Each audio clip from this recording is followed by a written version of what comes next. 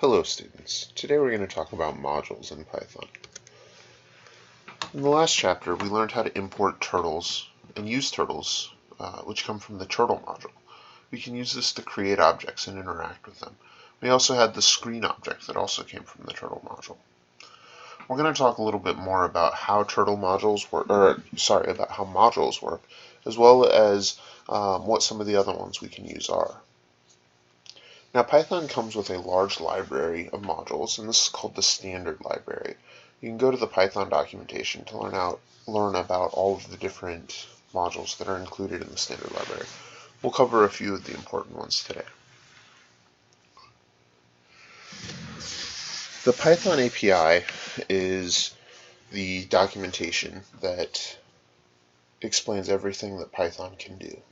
An API, or Application Programming Interface, is a documentation for how to use a program or surface. The Python API lists all of the functions, operators, data types, and modules that are included with Python, as well as information on what they do and how to use them. You can find the Python API at docs.python.org.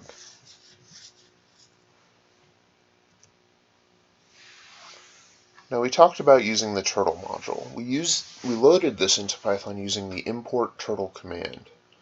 This import statement can be used with any module, and it allows us to access the code inside the module.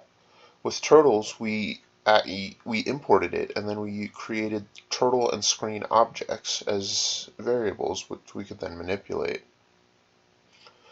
There are many useful modules included with Python, so you should check the documentation for a complete list because you never know what you're going to need.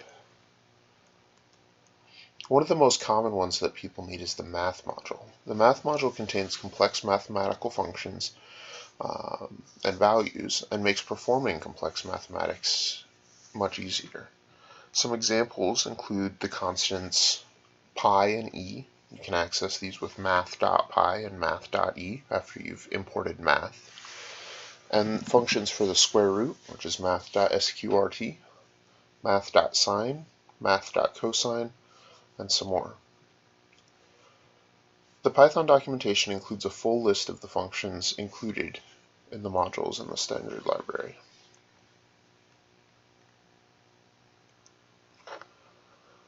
Another important module is the random module. The random module allows you to write stochastic programs, or programs that include an element of chance. Examples might be rolling dice, or drawing a card from a deck, or selecting passengers at the airport for security screening. The two most important functions in random are random.random, which returns a random number between 0 and 1, which you can then multiply by some other value to find some values. So suppose, for example, you want a random integer between 0 and 100. You could use the randRange function, which would do that, or you could use random.random and get that number between 0 and 1. Multiply that by 100, which will result in a number between 0 and 100, and then use the ceiling function in order to increase that to one level up, or to the next positive integer, which would result in an integer between 1 and 100.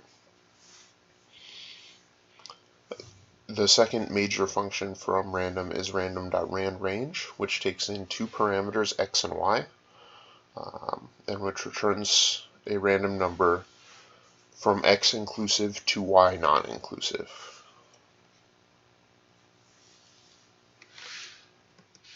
So let's take a look at how these modules work. Run through a quick example. So for example, in our program, we'll just go ahead and save this as modules example.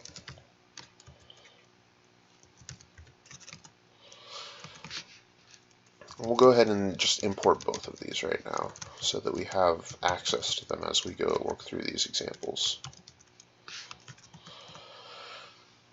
Now, for example, say we want to calculate the circumference of a circle. We could say this equals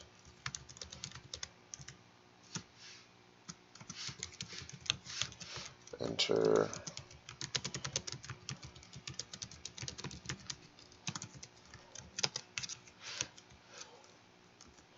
and then we could say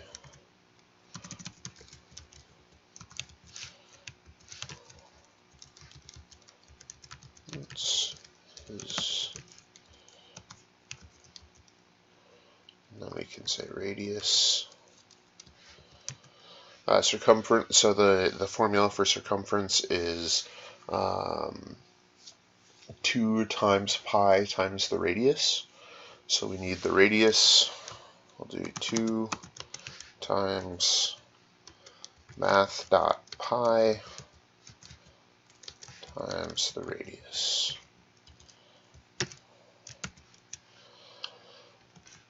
And if we run this program, we should get, for example, if we enter a circle of 1, we have a typo. Let's try that again.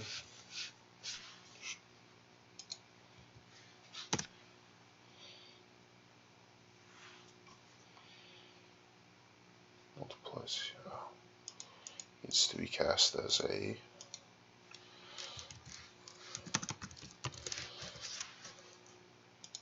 numeric value. Again, these are some of the common problems you'll see. So what's happening is each time I run this program, I'm getting a different error message, and this goes back to debugging. The first time I got a name error, and the name radius was not defined. Well, a quick look at this says that there was a extra I in there that I didn't need, a typo. So I corrected that, and we ran it again, and it says we can't multiply a sequence by a non-integer of type float. Well, what's happening there is it's trying to multiply a sequence of letters, the string that was inputted as radius, times math.pi. And the string 1 doesn't really work well for that, so we have to use the eval function to cast it to some numeric value before we can run it. Now we run it again.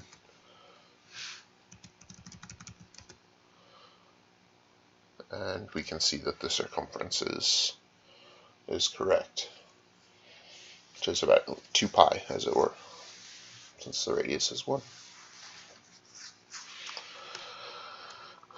So that's good. Let's move that out of the way and comment it out.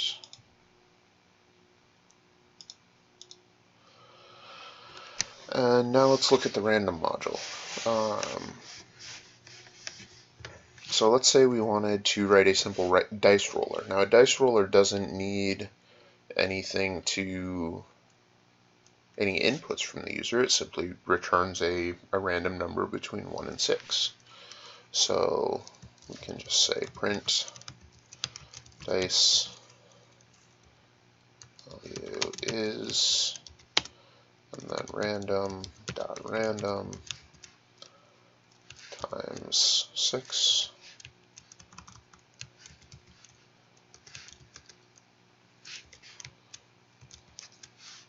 And then we had talked about this a little bit. We kind of want this to be an integer. You're not really going to get 3.5 as a dice value.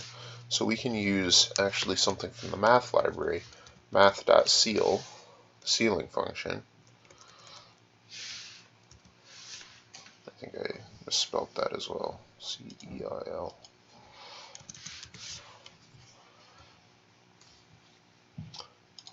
And that should give us a positive value between 1 and 6, and each time we run the program,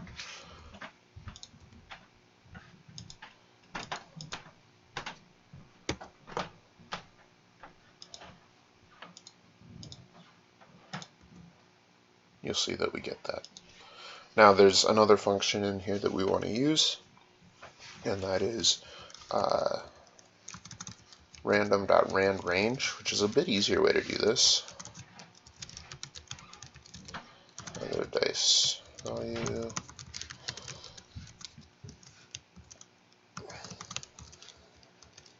And then we can say random.randRange 1,7.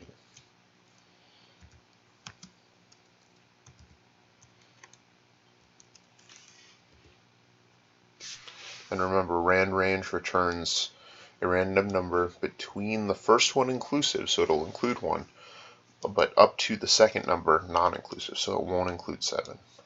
If we run this, we'll see that they both return values between 1 and 6.